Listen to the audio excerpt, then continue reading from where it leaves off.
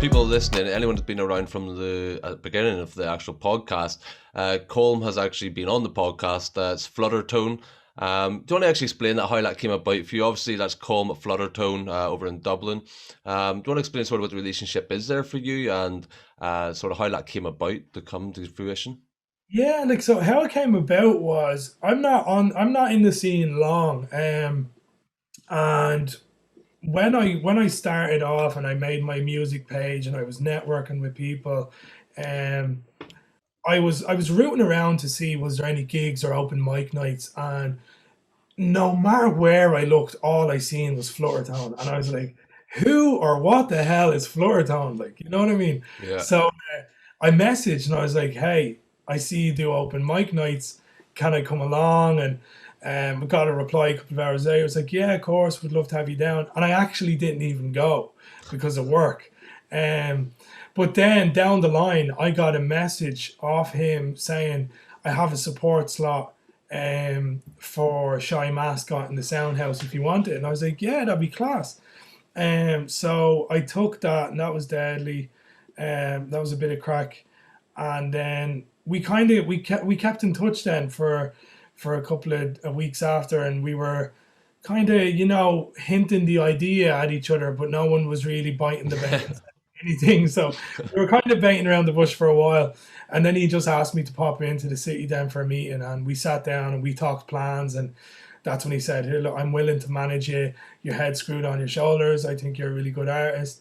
I felt the same about him with everything he was doing, and since then, yeah, it's been working out really well, and he's just a really, really, really good lad, and we have really, really similar mindsets. And if he doesn't think of something, I will, and if I don't think of something, he will. So we work so well together. Like it's great. Like Was that the first sort of music manager that had approached you, or was just the first one that you actually kind of vibed with and wanted to go with? I've had maybe one or two prior to that, just hint the idea, but nothing ever really came of it. I was told if you're not signed by this time next year, I'll take you on, type of thing. Yeah. Once or twice. But yeah, it was never really something I focused on.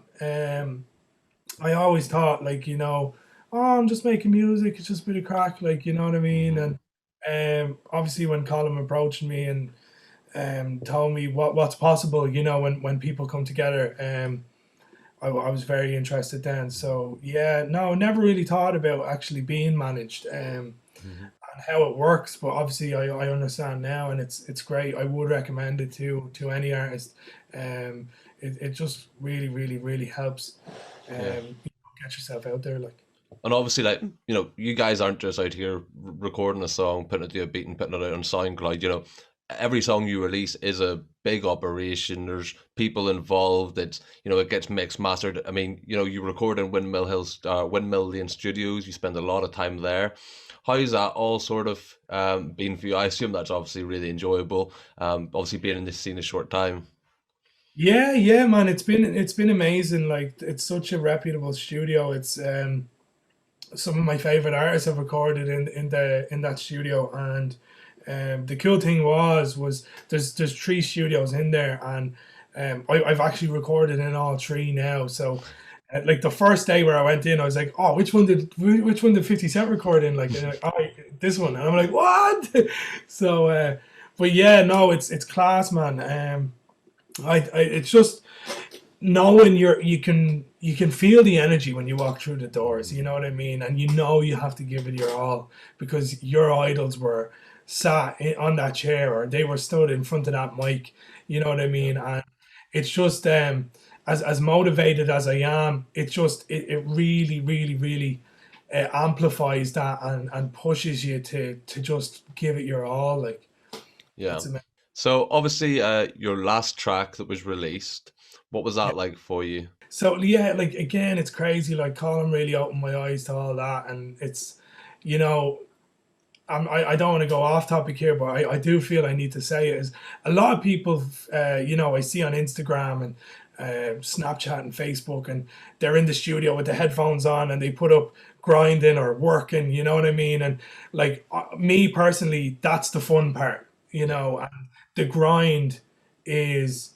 promoting your music and staying up late and writing emails and contacting bloggers, radio stations, artwork, videos, ads. Like it's crazy. I could be here for a week listing off the things that you have to do if you want to get your music out there professionally, and to come in front of the right ears and stuff. And don't get me wrong, some people can just make a song, drop it, and boom, they're lucky and they're very fortunate in that sense. But if you do, and if that doesn't work for you, you have to stay up late and you have to send emails and work on your press kit. You have to update your photos and keep your socials nice and fresh. Contact bloggers, radio stations, and you need to be prepared for no replies, or sorry, I can't do that. But don't ever let it knock you. Like, you could contact 50 people and you could get 5 people replying and only one person will actually play it. But you need to focus on that one instead of the 49 who don't, and look at that one positive and say, look, hey, I do have this one person. I find a lot of people, now, I used to really compare myself to other artists, and I'd focus on what they were doing, and if they were doing something great, I'd really knock myself down.